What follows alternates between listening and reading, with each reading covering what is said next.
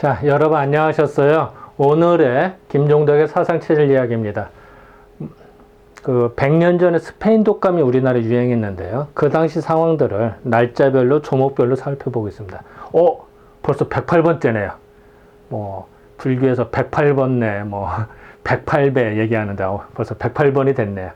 이런 공덕으로 빨리, 무한폐렴이 빨리 조속하게, 안전하게 종식되기를 바라는 바입니다. 또 많은 사람이 고통을 받았잖아요. 무한폐렴 때문에. 그래서 그런 고통에서도 빨리 극복하시고서 정상적으로 다 되기를 진심으로 바라겠습니다. 108번입니다. 자, 이제 1919년도 2월 10일에 대한 기사입니다. 경성 이제 서울이란 얘기죠. 건병은 병을 검사한다. 혹시 병에 걸렸나 안 걸렸나. 이런 걸 이제 호구조사하는 거예요. 호구조사는 집집마다 찾아가서 조사한다는 거예요.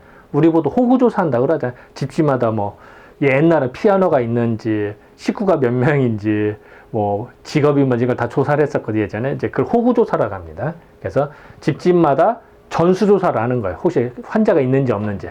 이런 기사 내용입니다. 왜냐면은, 일단은 경과를 좀 보면요. 1918년도 9월 중순에 우리나라 들어와서요. 기록은 이제 10월에 초순에 처음 나와요, 기록은. 그래서 10월, 11월에 완전히 극성화됩니다. 지방까지 초토화되다가요. 12월 돼서 거짓말같이 사라집니다. 대부분들이. 그러다 이듬해가 됐는데, 뭔가 조짐이 나타나는 거야. 병균이 남아있는 것 같더라? 일본은 심각하게 대판, 오사카에서 매일 20명씩 사망하고, 동경에서도 매일 20명씩 사망하더라. 고위직이 다 걸렸다. 이런 기사가 나옵니다. 그러니까, 그런 판에 인천에서 비슷한 증상이 사람들이 나타나기 시작하는 거예요. 그럼 어떨까요? 사람 심리가. 18년도에 많은 사람이 사망했으니까, 전국적으로 14만 명이 사망하잖아요. 그러니까, 서울 또 오면 안 되지. 미리 병에 걸려간 환자는 미리 호구조사를 때 전수조사를 하기 시작한 겁니다. 이때. 근데 미리 조치를 한번 해보려고. 뒤늦게 정신 차린 거죠. 그리고 소뚜껑 보고 놀란 것은, 자라보고 놀란 사람 소뚜껑 보고 놀란다고. 일본, 동경이나 오사카가 막 계속 나타나고, 인천도 다시 나타나고, 그러니 서울에서 어떨까요? 겁이 바짝 날 수밖에 없죠. 조심 안 할 수가 없습니다. 그 기사 내용입니다. 2월 10일 날 기록에 이렇게 나와요. 건병은 이제는 병을 검사한다는 얘기거든. 질병에 걸렸나 안 걸렸나 검사하는 거를 호구조사, 집집마다 사람별로 다 조사를 했다. 독감 예방을 위해서. 그러니까 미리 예방하기 위해서 미리 했다는 얘기죠. 그러니까 선제적인 조치를 취한 거예요, 이 당시에. 지금도 어때요? 많이 감염되는 선제적으로 구획을 해서 선제적으로 검사를 하다 이런 얘기가 나오잖아요. 이제 이런 거 비슷한 거예요, 이 당시에도. 예전에는 진단 키트가 있는 건 아니었습니다만, 어쨌든. 건병 호구조사, 독감 예방을 위해서 했다. 경성 시내, 서울 시내에는 그 무서운 독감이 또다시 유행할 것이라는 기미가 있어요. 그런 조짐이 있더라. 왜? 인천이 나타났으니까. 그러니까 오마 뜨거워라 이런 말이 나오는 거예요. 본정 경찰서의 위생기에서는 관내에 그러니까 건병할 수 있는 호구조사를 시작하였는데, 왜냐하면 이제 이 당시에 위생계에서 이걸 다, 지금도 하면 보건복지부 산하라고 할까요? 아니면은 보건소개통이라고 할까요? 이 당시에 컨셉이. 그러니까 여기에서 이걸 담당했거든요, 이 당시에는. 근데 소속이 경찰서 소속이에요, 이 당시에는. 어쨌든 이제 조사를 했는데, 이 독감은 괴질이나 흑사병 같이 법령으로 예방하는 규칙 이외. 자, 괴질이나 흑사병 이런 법정 전염병은 장티푸스 같은 거나 법정 전염병은 법이 있기 때문에 지원도 많이 나오고 법적으로 강제 조치를 취할 수가 있어요. 근데 이거는 스페인 독감이다 보니까 법정 전염병이 아니거든. 그러니까 강제 집행을 할 수가 없는 거예요, 법적으로. 그러니까 애로점이 있다는 얘기죠. 근데 사망자는 또 많아. 우습게 생각할 게 아니라. 그러니까 이제 딜레마죠. 그래서 어쨌든 이런 걸로서 예방할 수 있는 규칙 이외, 규칙 아니란 얘기죠. 왜냐하면 법정 전염병이 아니니까. 이 당시는. 강제적으로 하는 조사는 물론 강제적으로 할 수 있는 조사가 안 돼. 왜냐하면 법이 뒷받침 안 되니까. 또 예방하는 방법도 조치할 수 있는 규례가 없어서 이런 조례가 없는 거야. 왜냐하면 법이 없으니까. 법정 전염병이 아니니까. 그래서 처사 이를 대처하기가 매우 불편하네. 뭐 법이 뒷받침이 돼 뭘 팍팍 할 수 있는데 그걸 못 하더라. 라는 얘기예요. 그러니까 작년과 같이 사람이 많이 죽어서는 규정 이외라고 주저하려. 그렇다고 규정에는 얽매이지 말자. 아니, 작년 봐라. 1918년도에 많은 사람 죽지 않았냐. 전국에 14만 명이나. 그러니까 법정 전염병 아니더라도 강제조사하고 뭐 법적으로 집행을 하자. 뭐 이런 이제 논의가 나온 겁니다.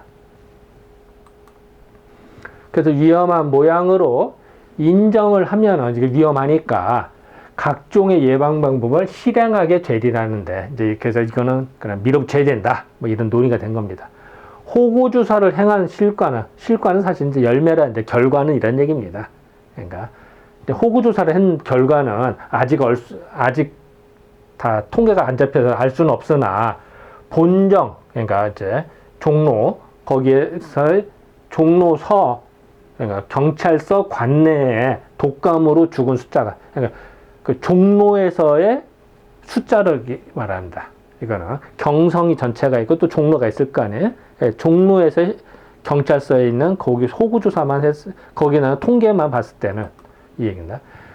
갱년 그러니까 작년이라는 얘기죠. 갱년 12월에 12월에 54명이 종로에서 사망한 거예요. 또 1월에 41명이 사망했다는 거예요. 대부분 자연사. 보통 사망자 숫자입니다. 이달에는 아직 3사람, 아직 11월 초니까, 2월 초니까, 그러니까 몇 명 안 되는, 아직 3사람밖에 안 되나. 이 수율을 보아도 경성 시내에 유행하는 분수를 가히 짐작할 것 같더라. 그러니까 경성 시내에 그렇게 심한 건 아니더라. 왜? 종로가 중심지인데, 종로에서 사망자가 그렇게 많은 게 아니니까. 이런 얘기입니다. 자, 경성 상황을 보도록 하겠습니다. 이건 이제 1918년도거든요. 10월 달에 서울에서 판인가라도 공무원 연수, 그러니까 이 당시 이제 그 하급 공무원 이제 연수생이 39명 있었는데 전원이 감염됐다는 기록이 나옵니다.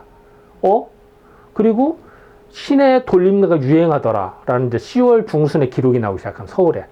그러더니 19일날 각 학교의 결석자가 점점 많아지고 학교나 공장이 쉬어버려. 다 아파가지고서. 못 나오니까. 그러더니 23일부터 사망자가 막 급증하기 시작한 거야. 그러니까 서울의 상황을 10월에 상륙해서 10월 중순 하순에 와서 사망자가 확 늘어나기 시작하는 겁니다. 그러더니 이제 우체국 교환수가 20명이나 결근을 하고 종로에 4,500명의 환자가 됐어요. 그리고 경관 연수 108명 중 80인이나 감염됐으니까 절반이 훨씬 3분의 2 이상이 감염되죠. 이렇게 됐습니다. 그러다가 이제 종로에서만 29,000명 확 늘어나죠. 그리고 그 종로에 그러니까 이제 종로에서 사망자가 많아지니까 매장 그 무덤을 쓰게 하는 매장하는 청원이 30명으로 늘어납니다. 하루에 매일 평소에는 10명인데 따따블로 넣는 거죠. 30명으로. 그래도 이 한 대 이제 그 경찰서가 2군데니까 합치면 40명이 되죠. 그러니까 평소에 10명이니까 스페인 독감으로 플러스 알파로 해서 죽은 사람 20명으로 볼 수가 있겠죠. 근데 경찰서가 2군데거든. 그러니까 합치면 40명이죠. 종로에서. 이렇게 계산이 된 겁니다. 그리고 이제, 요건 전국적인 상황이고, 이건 이제 종로에서만 26,000명이네요. 제가 미안합니다. 숫자가 잘못 얘기. 어쨌든 서울에 막 확 늘은 거예요.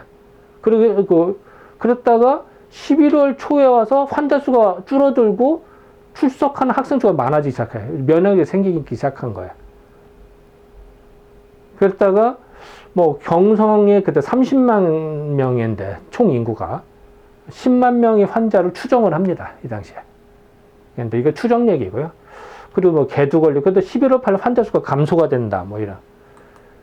그랬다가 11월 9일에 매일 이제 수십 명이 사망해서 종로에서 30명 사망하다가 20명으로 사망합니다. 확 줄었죠. 보통은 그 10명 내외로 사망을 평소에 그러면 어떤 한 10명 내외 7, 8명 독감을 사망을 추정했다는 얘기지 이 당시에. 그래서 경성이 줄었다. 일단은 매장이 평소에 매장 건수가 8건, 9건, 10건 평소랑 같다는 얘기죠 매일. 이게 그러니까 11월 중순에 서울은 종식이 되는 겁니다. 사망자 숫자로 봤어요. 평소랑 같아지는 거야. 12월 9일날 여기도 보면 평소와 7, 8건이나 10건 똑같잖아요. 평소랑 같은 겁니다. 그래서 2월달 기록에 보면 종로 관내 12월에는 54명, 뭐 평소 숫자입니다. 그냥 12월, 1월 그러니까 1월달 조사에서도 평소랑 같으니까 더 줄어들죠. 오히려 이 당시 노인들은 더 어쨌든 스펜더가 더 사망했으니까 자연사 숫자가 더 줄어들어요. 사실은 12월 1일 그러니까 아주 걱정할 일은 아니다.